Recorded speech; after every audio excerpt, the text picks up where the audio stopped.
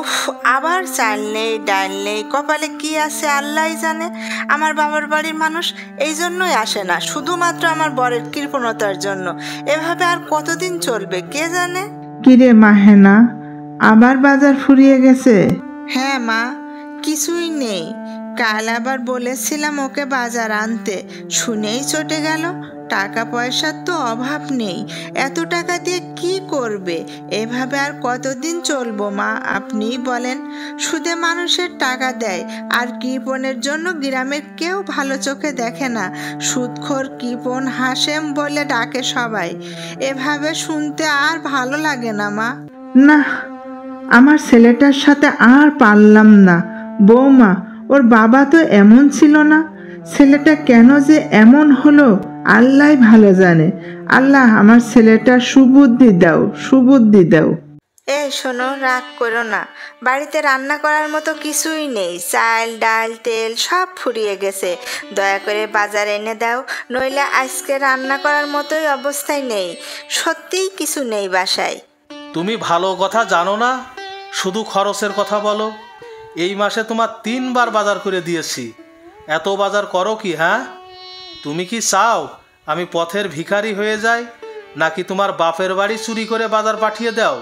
এসব তুমি কি বলছো? যা বাজার করে দাও আমরাই খেতে পাই না, আবার বাবার বাড়িতে দিব বাজার? এই মাসে মাত্র 2বার বাজার করে দিয়েছো, কত কষ্ট করে চালাই এইসব তুমি বোঝো? তুমি শুধু চেনো টাকা। আমি হিসাব কইরা চলি, তোমাদের কথাই চললে ভবিষ্যতে কি করব? আমারে মানুষ সুদখোর কয়, তাতে আমার কিছু যায় আসে না। আমি মানুষের টাকা দিয়ে উপকার করি, তার বিনিময়ে আমার কিছু টাকা লাভ দেয়। আমি কাউকে জোর করে তো টাকা দিই না। মানুষ চায় আমি টাকা সব উড়িয়ে দিয়ে গরিব হয়ে যাই। এখন তোমরাও শুরু করছো আমার পিছে লাগা।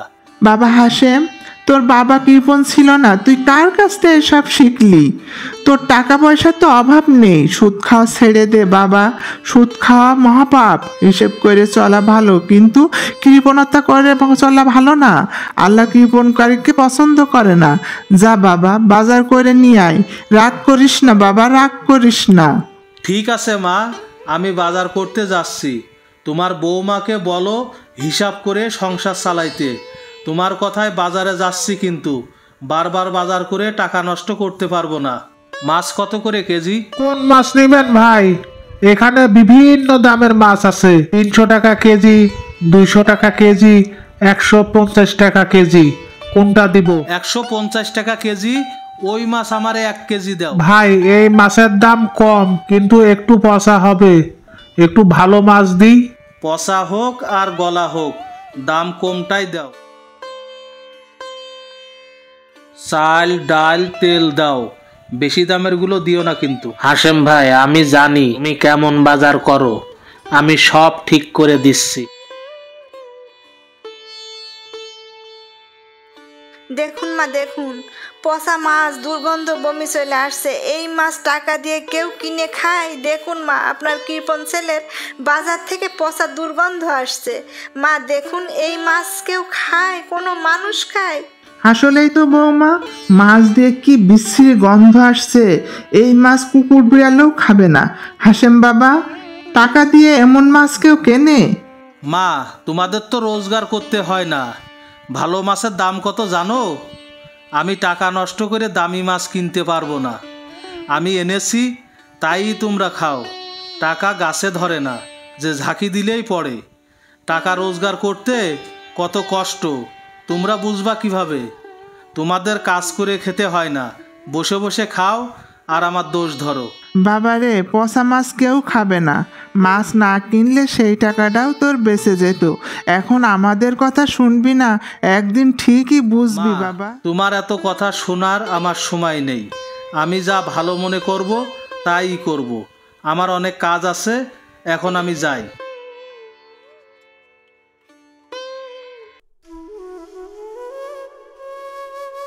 হাসেম ভাই, আমার মা অসুস্থ, খুব বিপদে পড়ে গেছি।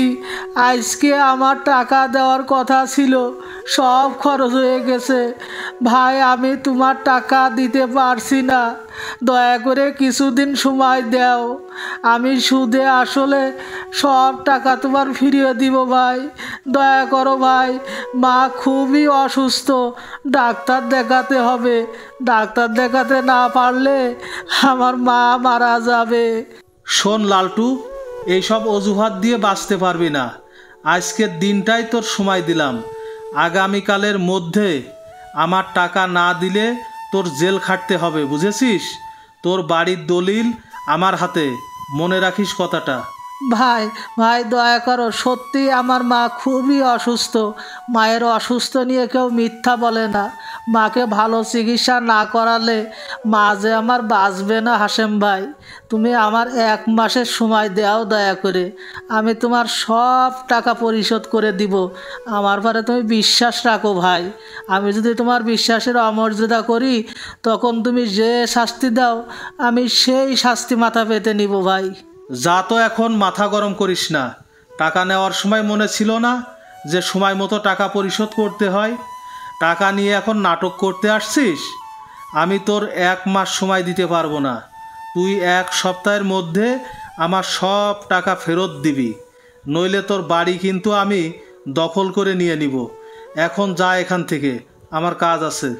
লালটু হাশেমের কথায় কষ্ট পেয়ে কাঁদতে কাঁদতে চলে যায়। কিছুক্ষণ পর রহিমা বেগম রান্নাঘর থেকে চিৎকার দিয়ে বলে, হাসেম, তাড়াতাড়ি ডাক্তার ডেকে নিয়ে আয়, বৌমা জ্ঞান হারিয়ে ফেলেছে।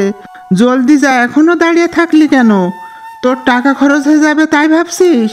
বৌমার কিছু হলে আমি এই বাড়ি ছেড়ে চলে যাব, কিন্তু তুই টাকা নিয়ে একাই থাকিস। মায়ের কথা শুনে ডাক্তার আনতে চলে যায়। আপনার স্ত্রী খুব দুর্বল, পুষ্টির অভাবে শরীর ভেঙে পড়েছে। আপনি কি খাওয়ান না? আমি কিছু ওষুধ লিখে দিচ্ছি, খাওয়াবেন। আর পুষ্টিকর খাবার খাওয়ালে আপনার স্ত্রী সুস্থ হয়ে যাবে। আমি এখন আসি তাহলে।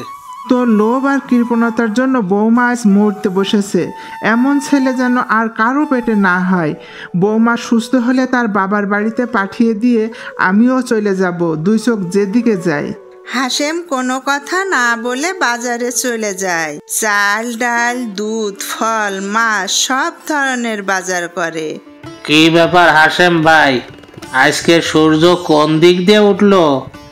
এত বাজার তো তুমি কোনো দিনও করো না। না ভাই, আমার চোখ খুলে গেছে। আজ থেকে হিসাব না, ভালোবাসা দিয়ে চলবো সব জায়গায়। মা, আমি ভুল করেছি, টাকার জন্য অন্ধ ছিলাম। আজ থেকে আর সুদের ব্যবসা করব না। আমার থেকে যারা সুদ নিয়েছিল সবাইকে মাফ করে দিব। আমি কথা দিচ্ছি মা, আজকে থেকে আর কৃপণতা করব না। আজকে আমি খুবই খুশি গো, আমার মতো খুশি মানুষ আর কেউ নেই। মা, অনেক বাজার নিয়ে এসছি, এখান থেকে আসলাম ভাইয়ের কিছু বাজার দিয়ে দিও। ওরা গরিব মানুষ, ঠিকমতো বাজার করে খেতে পারে না। আমরা যদি সাহায্য না করি তাহলে প্রতিবেশী গরিব, তারা চলবে কিভাবে? পরিবারের ভালোবাসাই পারে একজন খারাপ মানুষকে ভালো করতে।